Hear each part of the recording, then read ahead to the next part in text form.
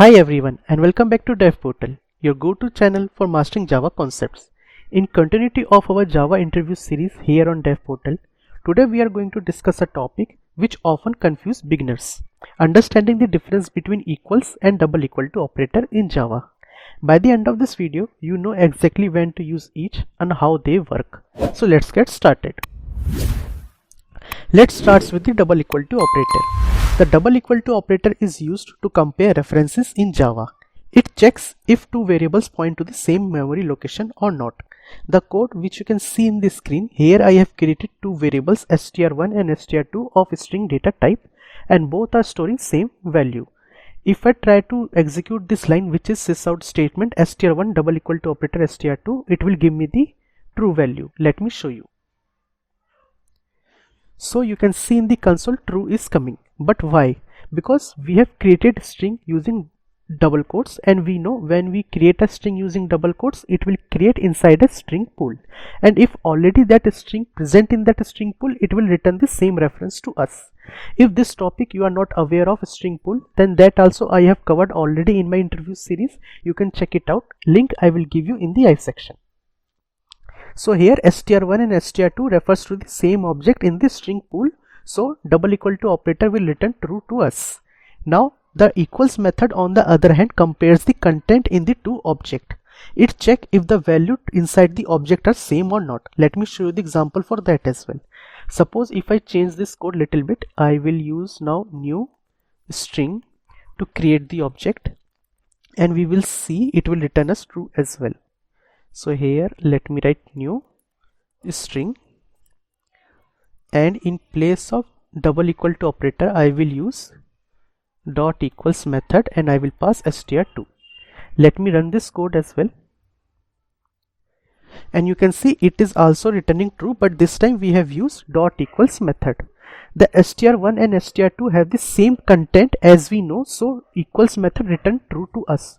However, since they are two separate objects in the memory, the double equal to operator will return false to us. Let me show you that example as well. So if I write sysout, and if I write here str1 double equal to operator str2, let me run this code. So you can see it is giving us false. So this is all about string object. Now let's talk about primitive data type. When comparing primitive data type like int, char, boolean, use double equal to operator because it compares the actual value directly. Let me show you that.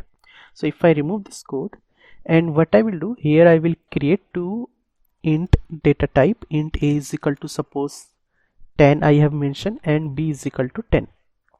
And if I add sysout statement here, and if I write a double equal to operator b, if I run this code, so you can see it is giving us true. Here a and b both have the same value, so double equal to operator will return us true to us. Now let's see what will happen if we use double equal to operator and equals method with object, but we will use both double quotes and new string method to create the string object. So if I write here, first let me create one object string str1 is equal to dev portal, and one more string object I will create str2. First one is str1, and this time I will use new string, and here as well I will give dev portal. And now if I write sysout, and if I write str1 equal to str2, and if I write sysout str1 dot equals str2, let me save and run this code. So we know in string pool for dev portal that is str1 is present, and for str2 it is present inside the heap. So both references are different, so double equal to operator will return us false. On the other hand, dot equals method, as it will compare the content, it will give us true. Let me show you. So you can see first statement is false, second is true in the console. So this is all about object. Now let's talk about the classes. When we create our own classes, we can override the equals method to define what equality means to our object. Let me show you the code example for that. First, let me create one class here. Suppose I have created class person, and let me create one variable here, suppose string name, and let me create constructor as well, person. It will take one argument name, and I will save this value.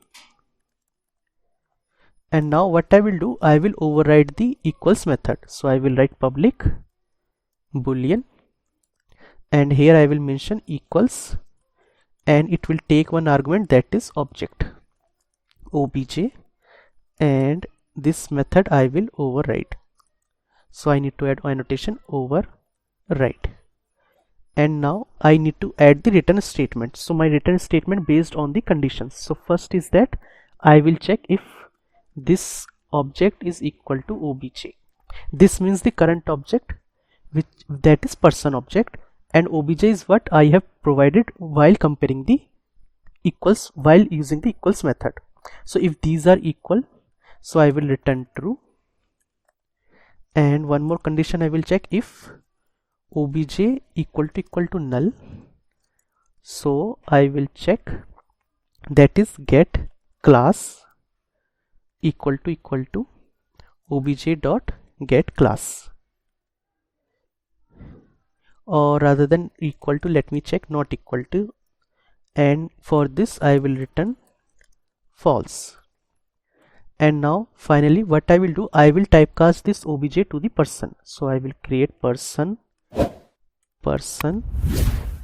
equal to, I will typecast here person, the object which has been passed as an argument, and here I will use return statement person not person. I will check name of that person class. This person class name should be equals to person which I have passed as an argument dot get person dot name.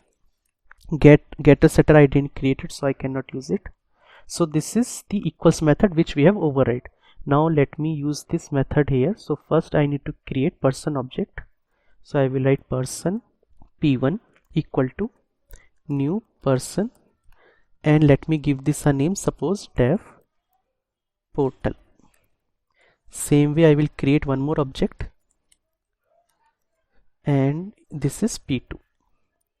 Now I will write sysout statement, and what we will do, first we will use double equal to operator, and second time we will use equals method. So p1 double equal to p2, and one more sysout statement, that is p1 dot equals p2, and let me run this code. So first one, as we know both references are different, so it will give us false, and for equals it will give us true.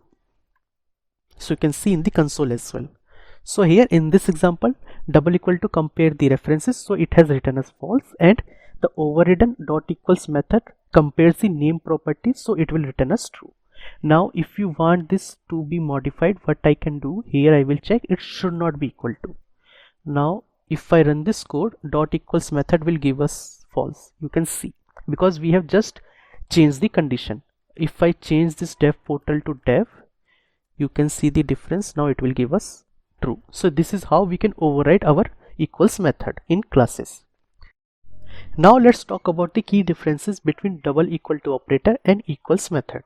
If we talk about double equal to operator, then we know it works on the references, so it will check the memory location of the two variables are same or not. On the other hand, equals method will work on the content, so it will check the value which is stored inside the object is same or not.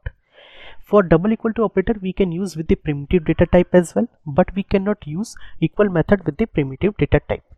And with this we also know that double equal to operator we cannot override, but we can override the functionality for the equals method in Java. If we talk about the use case, then we can use double equal to operator for checking if two references are same, and we can go for equals method to checking if two objects have same content or not.